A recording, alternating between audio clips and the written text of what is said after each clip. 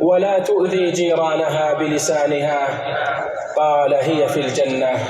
رواه ابن حبان. وشهادة الجيران عباد الله معيار معتبر.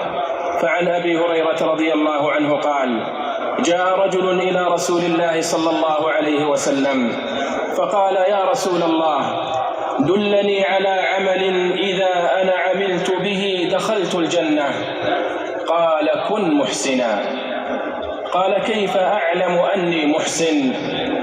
قال: سل جيرانك، فإن قالوا إنك محسن فأنت محسن، وإن قالوا إنك مسيء فأنت مسيء. رواه الحاكم، وقال: هذا حديث صحيح على شرط الشيخين ولم يخرجاه. وعن أنس بن مالك رضي الله عنه قال: قال رسول الله صلى الله عليه وسلم: ما من مسلم يموت فيشهد له 4 أهل أبيات من جيرانه الأدنين أنهم لا يعلمون إلا خيرا، إلا قال الله جل وعلا: قد قبلت علمكم فيه وغفرت له ما لا تعلمون. رواه ابن حبان. أعوذ بالله من الشيطان الرجيم.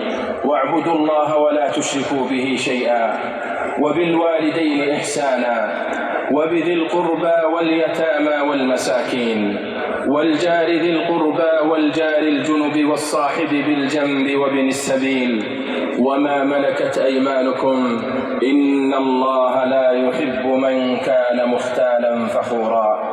بارك الله لي ولكم في القرآن والسنة، ونفعنا بما فيهما من الآيات والحكمة.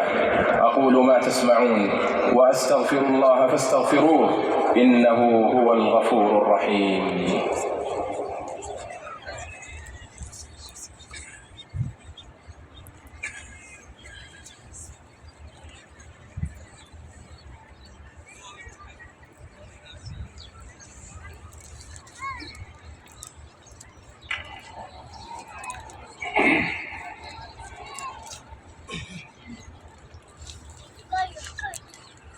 الحمد لله على إحسانه، والشكر له على توفيقه وامتنانه، والصلاة والسلام على نبينا محمد وعلى آله وأصحابه وأتباعه وأعوانه. وبعد أيها الناس، فالله الله في جيرانكم، الله الله في جيرانكم. أدوا الواجبات والحقوق التي فرضها الله عليكم، وأحسنوا صحبة الجار، وراعوا حرمة الجار وإن جار. ألا وإن من حقوق الجار الصبر عليه، وتحمل الأذى منه، وغض البصر عن حرمه وعوراته، والصفح عن هفواته